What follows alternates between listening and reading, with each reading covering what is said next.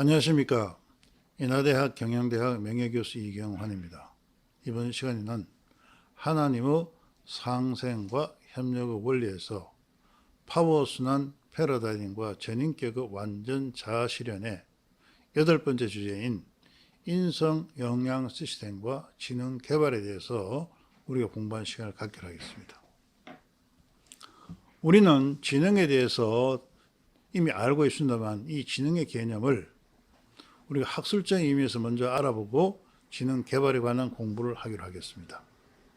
우리말 세미할 것 같으면 그 지능은 심리학적으로 새로운 대상이나 상황에 부딪혀 그 의미를 이해하고 합리적인 적응 방법 알아내는 지적 능력이라고 얘기하고 있습니다. 또한 심리학 용어 사전에 열 것 같으면 그 지능은 목적적으로 행동하고 합리적으로 생각하고 환경에 효과적으로 대응하는 개인의 능력이며 학습과 이해력을 포함한다 하는 것입니다. 이것을 요약해 보면은 그 지능은 바로 인간의 그 지적 능력입니다. 이 지능에 대해서 학자들이 여러 가지 정의를 하고 있습니다만 이 지능 개념에 이들의 개념을 정리해 보면은 그 지능의 공통적인 특성을 그린필드는 다음과 같이 얘기하고 있다 하는 것입니다. 첫 번째, 그 지능은 뭐냐면 적응적이라는 것입니다. 그 지능은 다양한 상황이나 문제에서 융통성을 갖고 반응하는 데 사용된다 하는 것입니다. 두 번째, 지능은 학습 능력에 관련된다는 것입니다. 특별한 영역이 지적인 자는 그렇지 않은 자보다 더 신속하게 새로운 정보를 처리할 수 있다 하는 것입니다. 또한 지능은 새로운 상황을 효과적으로 분석하고 이해하기 위해 선행 지식을 활용하는 것이라고 하고 있습니다. 여러 가지 다른 정신과 과정들이 복잡한 상호작용과 조정을 포괄한다 하는 것이 또 지능입니다. 또 이러한 지능은 문화 특수적이라고 설명하고 있습니다. 여기서 문화 특수적이라는 것은 한 문화에서 지적인 행동이 반드시 다른 문화에서 지적인 행동으로 간주될 필연성을 갖고 있지 않는다는 것입니다. 즉 지능은 보편적이지 않다 한 데 있다 하는 것입니다. 또한 지능은 감정과 독립의 사고는 그런 기능이라고 설명하고 있습니다. 이와 같은 지능은 바로 우리가 무엇에서 유용하냐 할 것입니다. 그건 바로 지능과 행동 예측의 관점에서 볼 수가 있습니다. 맥코리엘 같으면은 높은 지능의 학생들은 학업 성적이 더 높다고 주장하고 있습니다. 즉 지능은 바로 학생들의 학업 성적을 예측할 수 있다는 것이죠. 또는 윌리엄스는 바로 높은 지능의 아이들은 변호사라든가 공학자라든가 의사 등의 전문 직업에 종사하는 경향이 높다고 얘기하고 있습니다. 또는 다치 등을 보게 되면 지능이 높을 때보다 지능이 낮을 때 심리적 예측이 높아진다고 설명하고 있습니다. 어쨌든 간에 이와 같은 지능은 학업 수행 능력이라든가 직업, 심리적 적응 등의 분야에서 그 수행을 예측할 수 있다 하는 것입니다. 이러한 지능에 대해서 우리가 많은 학자들이 연구하고 있습니다. 그래서 지능에 대한 여러 가지 접근에 대해서 간단하게 살펴보기로 하겠습니다. 먼저 스피어맨은 지능은 두 요인으로 구분하고 있습니다. 그 예를 같으면은 지능은 일반 요인과 특수 요인으로 나누고 있습니다. 그의 일반 요인은 뭐냐면 여러 가지 과제들을 수행하는데 공통적으로 필요한 능력으로서 정신기능의 공통적 기초가 된다 하는 것입니다. 예를 들면 그것은 바로 언어 능력이라든가 이해력 등을 말하고 있습니다. 특수 요인은 특정 영역 과제 수행에서 필요한 그런 능력이라고 설명할 수 있습니다. 즉 숫자나 주의력 등에 관계된 것입니다. 또한 서스톤은 바로 다요인을 제시하고 있습니다.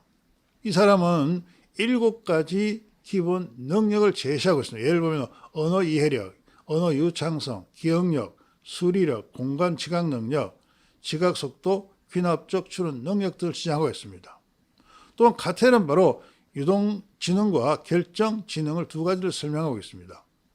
그의 예를 같은 유동지능이라는 것은 선천적이며 유전적으로 결정되는 지능으로서 생리적 영향을 받는다 하는 것입니다. 이 중에 보면은 언어 능력이라든가 기억력, 암기력, 일반적인 추리 능력 등을 지적하고 있습니다. 또한 결정지능으로서는 사회, 문화, 교육, 양육, 환경 등의 영향을 많이 받는다는 것입니다. 그 내용을 보게 되면은 어휘 이해력이라든가 일반 지식, 상식, 논리적 추리 능력이라든가 산술 능력을 얘기하고 있습니다. 또한 스턴베르그는 삼원론을 주장하고 있습니다. 즉 그의 말 같으면 지능은 환경에 적응하기 위해서 그 변화에 적응하고 대처 능력인데 이 중에 그는 분석적 능력과 창의적 능력과 실용적 지능을 설명하고 있습니다. 또한 가드너는 바로 다중지능 이론을 지금 시작하고 있습니다. 다중지능 이론이라면 보면 특정 상황이나 맥락에서 문제를 해결할 능력이라든가 가치를 만드는 그런 능력으로서 그 내용을 보게 되면 언어, 논리수학, 공간, 신체 협용, 음악, 대인관계, 자기이해, 자연 탐구지능 등과 같은 것을 지향하고 있다 하는 것입니다. 그러나 결론적으로 보면 학자들이 얘기를 보면 지능에 대한 다양한 접근이 있으나 어떤 것이 확실한지 확정할 수 없다 하는 것입니다. 그렇기 때문에 우리는 지능에 많은 관심을 갖고 있고 또한 지능 개발을 하고자 할 때도 어떻게 하면 우리가 지능을 개발할 수 있는지 확실한 방법에 대해서 알 수가 없다 하는데 지금까지 지능 이론에 한계가 있다 하는 것을 알 수가 있습니다. 우리가 지능 개발을 위해서 지능 발달 요인에 대해서 살펴보기로 하겠습니다. 심리학 용어 사전에 열 것 같으면 지능의 발달 요인은 유전적 요인과 환경적 요인으로 크게 구분된다고 설명하고 있습니다. 지능 발달의 유전적 요인으로 주장하는 근거가 바로 보면 여러 학자들이 연구했는데 나이젤이 연구할 것 같으면 지능 지수의 별량 중에서 약 50%가 유전 요인에 설명된다고 하고 있습니다. 청소년 후기가 되면 부모 지능과 아이 지능의 상관계수가 0.75로 매우 높게 나타난다는 그 연구 결과를 제시하고 있습니다. 또 맥큐엘 같으면 지능의 유전성이 나이가 들면서 점점 더 강해진다고 주장하고 있다 하는 것입니다. 또한 이 맥큐는 같은 환경에서 일란성 쌍둥이는 지능지수에서 0.86의 상관을 보이고 이란성 쌍둥이는 0.60의 상관을 보인다 하는 것입니다. 이런 관점에서 볼 때 이 학자들은 바로 지능은 유전적으로 결정된다고 그 유전 요인을 들고 있습니다.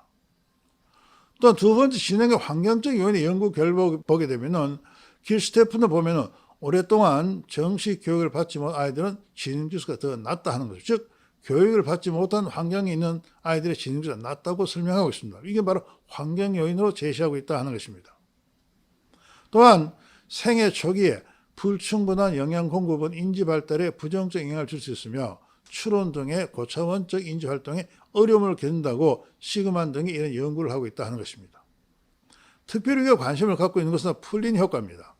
풀린 효과는 한 세대에서 다음 세대로 꾸준하게 지능이 증가되는 현상이고 범문화적으로 나타난다 하는 것입니다. 예를 들어서 네덜란드, 노르웨이, 이스라엘, 벨기에에서 한 세대를 30년으로 봤을 때 한 세대가 지난 후에 지능 지수가 평균 18점이나 상승했다는 풀린의 연구가 있습니다.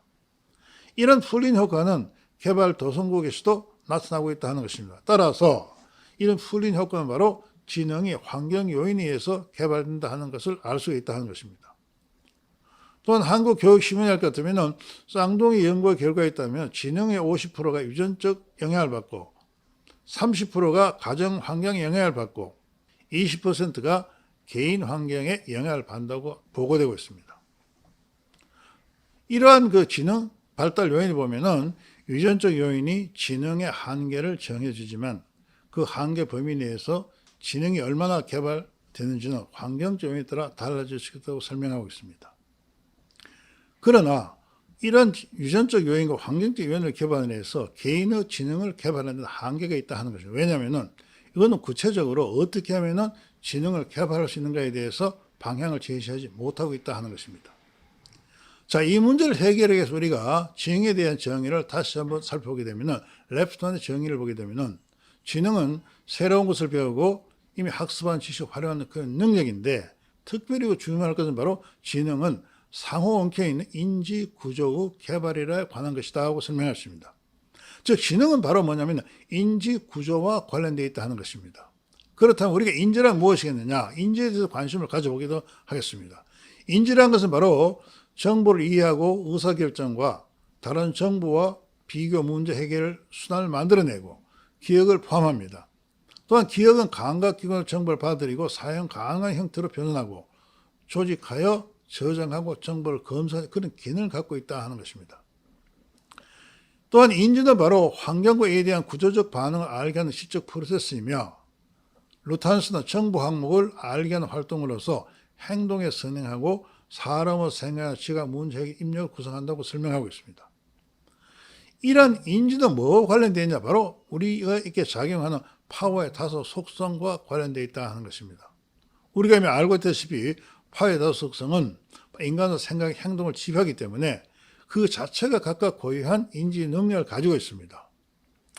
좀 더 구체적으로 설명해 보면 파워의 다소 속성은 각각 고유한 인지 능력이 있으며 감각기관으로부터 입력된 정보에 대해서 그 특성에 따라서 선택적 인지를 한다 하는 것입니다. 다시 말씀드리면 파워의 다소 속성은 각기 고유한 특성에 따라서 선택적으로 정보를 받아들인다 하는 것입니다. 이건 마치 우리가 햇빛에 가시광 7가지 빛이 반사되는 물체에 따라서 특정의 빛이 작용한다 하는 것과 같은 원리입니다. 예를 보게 되면 창조 속성은 감각기관으로부터 들어온 정보 중에서 창의적 특성, 예를 보면 독창적이라든가 새롭다든가 신기한 그런 특성을 가진 정보만을 우리가 인지하고, 보존 속성은 보존적 특성, 예를 보면 고유성이나 차별성을 가진 그런 정보만을 인지한다 하는 것입니다. 따라서 개인의 인지구조는 이들에게 작용하는 파워 다소 속성의 패턴이고, 파워의 다소 속성이 능률적이나 동시다발을 작용할수록 개인의 인지 능력은 증가한다 하는 것을 알 수가 있습니다. 이런 관점에서 볼 때 파워의 다소 속성의 작용 패턴은 지능 형성의 기반을 제공한다 하는 것입니다. 따라서 우리는 이와 같은 지능을 개발하기 위해서는 파워의 다소 속성을 활성화시키면 될 수 있다 하는 것을 알 수가 있습니다. 즉 다시 말씀드리면 파워 다소 속성의 작용 패턴은 바로 인지 구조의 관계이며 개인의 지능 구조를 형성한다 하는 것입니다. 예를 보겠습니다. 결합과 지배 및 귀 속성의 작용 패턴은 공간 지각 능력에 관계한다 합니다. 왜냐하면 결합 속성은 수평적 네트워크를 만들어내고 지배와 귀속 속성은 수직적인 네트워크를 만들기 때문에 수평적 네트워크와 수직적 네트워크가 결합되는 바로 공간 지각 능력을 만들어낸다 하는 것입니다. 창조 속성이 지배적으로 작용할 경우 창의적 지능이 개발되고, 또한 파워 다소 속성이 능률적인 동시다발을 작용할 경우 바로 논리적인 추리력이나 분석적 지능 개발이 관계한다는 것입니다. 따라서 이런 과정에서 개인의 지식과 경험은 지능 형성을 정보를 제공합니다. 예를 보면 수학적 지식은 수리력이라든가 산술적 지능 개발을 정보를 제공한다 하는 것입니다. 자, 이런 내용을 그림을 보게 되면 그림 1-18을 보게 되면 파워의 다소 속성은 각각 인지 능력을 가지고 있고, 이 다소 속성의 작용하는 패턴이 바로 인지 패턴을 의미한다 하는 것이죠. 또한 이 파워의 다소 속성의 인지 패턴과 지식과 경험이 결합해서 지능 형성의 지적 정보를 제공합니다. 이런 지적 정보와 파워 다소 속성 인지 패턴이 상호작용해서 지능을 형성하고 그 지능 구조를 만들어낸다 하는 것입니다. 또한 이렇게 형성된 그 지능은 어디에 기억되느냐? 바로 형성된 지능은 지능 형성 과정에서 지배적으로 작용하는 파워 속성에 기억되고, 이렇게 기억된 지능은 후손에게 전달이 된다 하는 것입니다. 이런 관점을 봤을 때 파워 다소 속성과 지식과 경험에 의한 이 지능 형성의 모형은 바로 우리가 좀 전에 설명했던 지능 형성의 선천적 요인과 환경적 요인을 모두 포함하고 있다 하는 것입니다. 또한 그림 1-18의 이 지능 형성 모형은 우리가 좀 전에 설명했던 지능 형성의 제요인, 두 요인 모형이라든가 다요인, 유동 지능이라든가 결정 지능 또는 삼원론이라든가 다정 지능 이론, 이 모든 제2론을 포함하는 그러한 모형으로 알 수가 있다 하는 것입니다. 즉 인간의 뇌가 건강하고 파워의 다소 속성이 능률적이고 동시다발을 작용할수록 개인의 지능은 지속적으로 개발된다 하는 것입니다.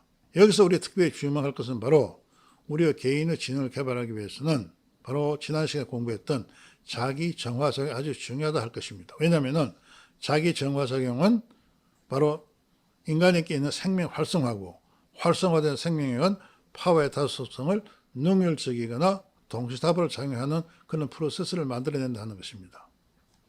오늘 이 공부한 내용을 중심으로 해서 우리의 지능을 좀 더 구체적 개발하기 위해서는 우리 다음 시간에 이 지능과 관련되는 스키마와 지각 이론에 대해서 여러분과 함께 공부하는 시간을 갖게 되겠습니다. 오늘 이 강의에 참석 여러분께 감사를 드리고 오늘 이 강의를 마치겠습니다. 감사합니다.